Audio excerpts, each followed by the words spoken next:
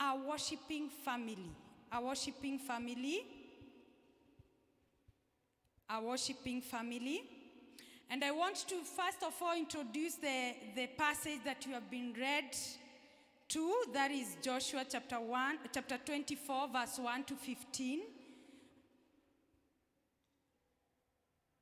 And it talks about Joshua and his last days in life.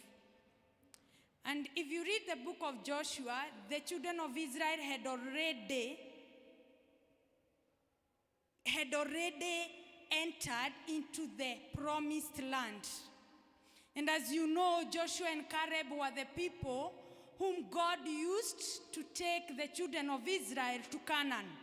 And so Joshua chapter 24 is talking about the end of Joshua's life, because if you read from verse 29, you'll get where the Bible says that Joshua died and he was buried.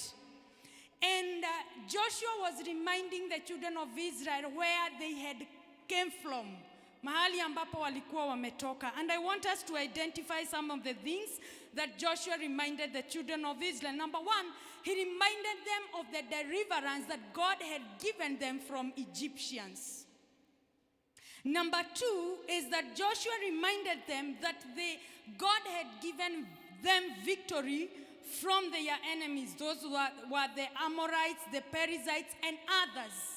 Number three, Joshua was reminding the people of Israel how God had helped them to cross River Jordan.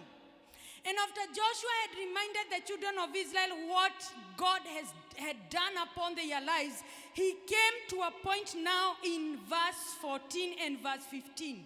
He told them, God has done all this to you. Now, I would request you, or I would require from you that you may choose whom you're gonna serve. Don't forget that they were in Canaan, and in Canaan there were idols, there were gods whom the people of Canaan were serving. And so he came to a point and told them, now it's time to choose. To choose whether you will serve the God who delivered you, God who fought for you, God who closed. Now Joshua stood and said, for me, I have committed myself that me and my house, we will serve the Lord. Don't forget that Joshua was at his last stage of life. And even at his last stage of life, he would confess and he would confidently say that I and my household. Hiyo inamaanisha kwamba yeye mwenyewe alikuwa amekata kauli ya kwamba yeye atamtumikia Bwana, na sio hivyo tu, alikuwa amefunza jamaa wake or his family to worship the Lord alone. And so he told the children of Israel, God has done so much for you, now choose. Tell your neighbor, choose. We are not told by the word of God about the family of Joshua, but at least we can testify that he had a family. And today we are talking about a worshiping family. Worshiping is a present, continuous thing. It's not something you do today and you do on Sunday and then you do next year. It's a continuous thing. Something that God requires you to do every day of your life. Not only you, but you with your family. Praise the Lord. Ni wewe na familia yako.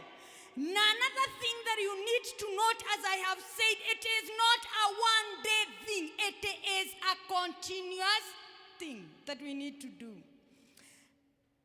I begin by saying that family may consist of a mother, father, and children. Family may also be of a single mother with her children. Family may also be for the husband and a wife. Family may also be of two sisters or two brothers or a brother and sister. Whomever you are a family. Nani hana familia? Sisi zote tuko na familia. Sisi zote tuko na familia kanisa ya Karatina. We all have a family. And God is calling us to worship him as a family.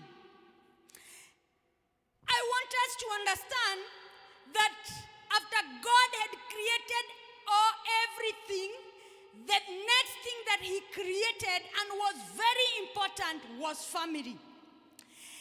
And whatever you see in the church, whatever you see in our country, whatever you see in our community is a reflection of our families. Madhani arogosho.